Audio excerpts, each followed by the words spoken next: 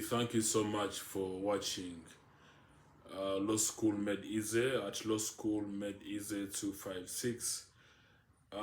We are discussing equity and trust, and we want to look at the essentials of a trust. And the essentials of a trust, things which are very essential when you are making a trust.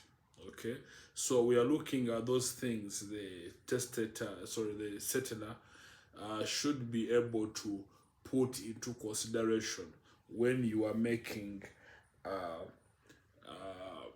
trust. Okay, essentials of a trust. And the leading case that we must discuss here is the case of Knight versus Knight. This is where we draw the three certainties Lord Langdale and others discussed in this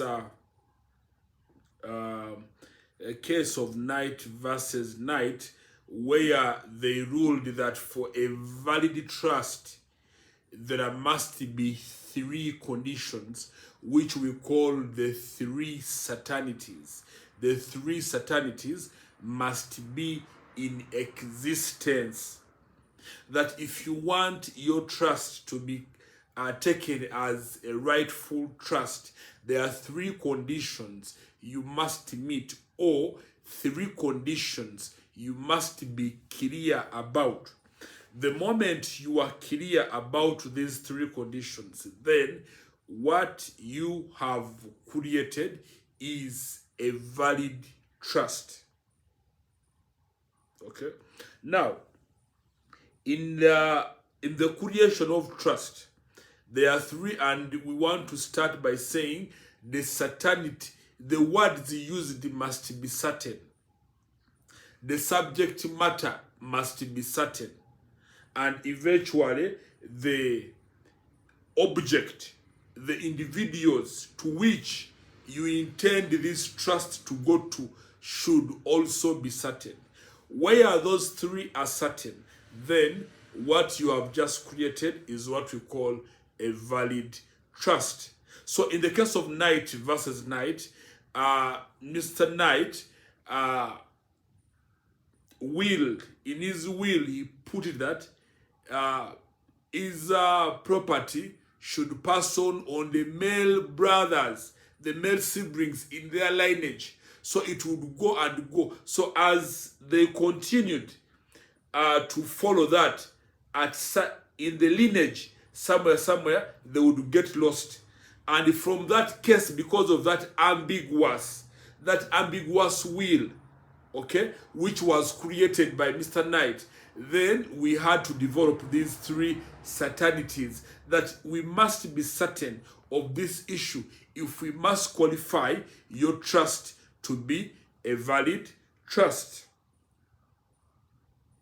So in this video, we are going to discuss the three certainties. So we want to ask you to double check. If you have not yet subscribed, kindly subscribe on our channel. That's all you can give us when you subscribe to our channel.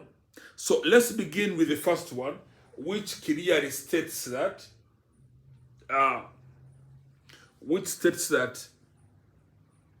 certainty of the words. Some other books, they will call it certainty of intention. The words used must be clear and driven towards creating a trust. In this, we are going to say that precatory words are not those ones that are really important when making a trust. Precatory words, we mean like the words of recommendation, the words of the expression of belief. You must be clear in your words when you are giving out a trust.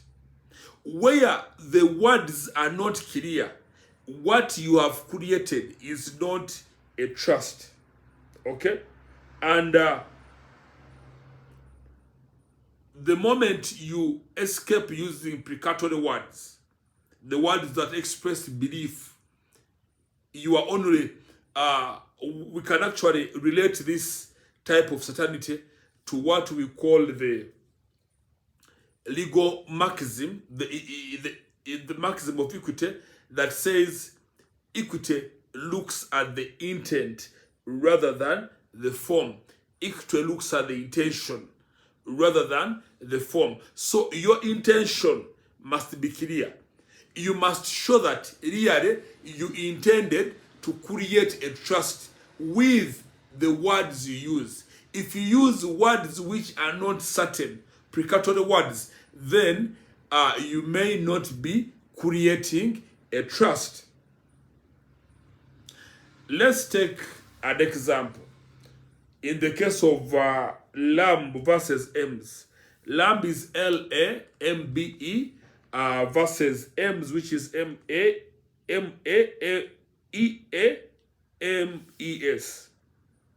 Now, in this case, the testator left his widow to his estate to his widow. He left his estate to his widow. Now, but these are the words he used. I want to quote. To be at her disposal in any way she may think. He left his estate to the widow to be at her disposal in any way she may think best for the benefit of herself and her family. By her will, she gave part of the estate outside the family. It was held that since she was absolutely entitled to gift the will, okay? Now, in this case of lambs, the testator is saying that at her disposal and her will, she may do anything, either give to family or her family, whatever. So this woman gave the widow, she gave outside her family. And they said, because of the words which were used, at her will, at her disposal, then there was a trust. Okay? There was a trust. There is another case, we can relate it here. There is a case of,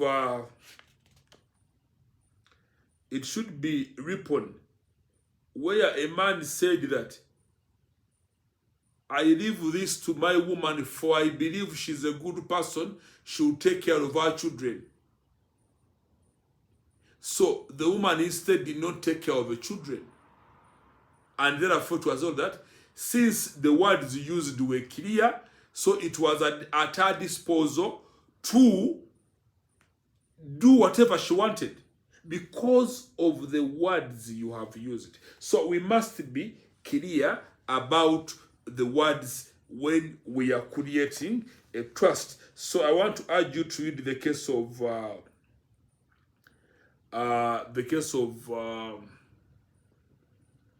lamb versus M's. It gives a very clear example of what we are looking at. So the words must be certain, directed towards forming, that you must show your intention.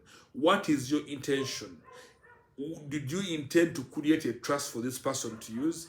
Did you intend to create a trust for other people to benefit on the trust? So all that is what we discuss when we are discussing certainty of words, which we mean certainty of intention. Let's go to the case, to the second one, which is certainty of the subject matter. The property or the subject matter of the trust must be clearly defined.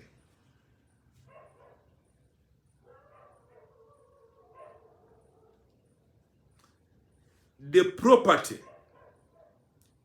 of the subject matter which is in trust must be distinguished, identified. The courts should be able to intervene and know what the beneficiaries should be able to get.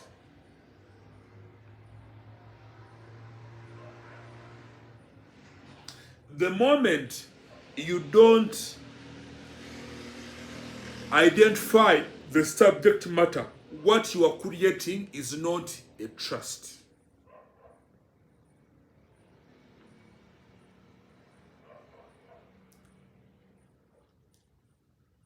Let's look at the case of Curtis versus Ripon. Curtis versus Ripon. Now, in the case of Curtis versus Ripon, the testator appointed his wife, okay? Appointed his wife a guardian of his children and then left his property to her. He appointed the wife guardian to the children and left the property to her.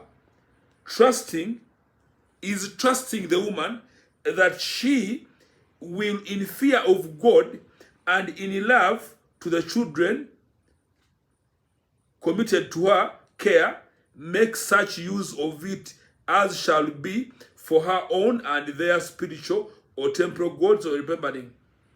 It was not that the wife took the property absolutely, since no specific part of it was apportioned to the children.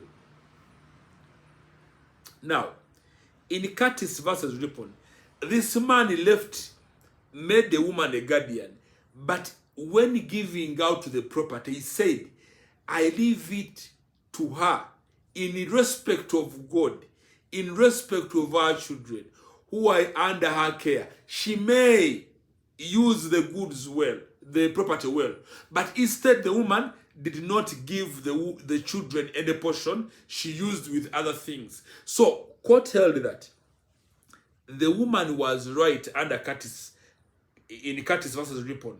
The woman was right simply because the property, there was no specific property apportioned for the children.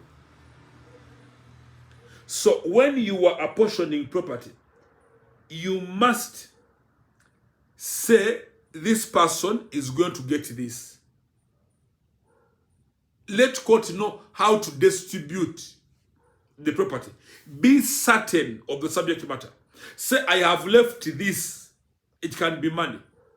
It can be property. I have left this for so and so, this for so and so. You are certain. You know how the subject matter is going to be divided. You have to be certain of the subject matter. You don't just make something which is vague.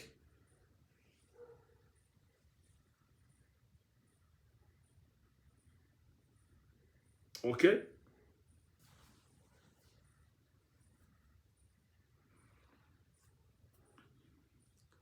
So that is the subject matter. We must know what is the trust property.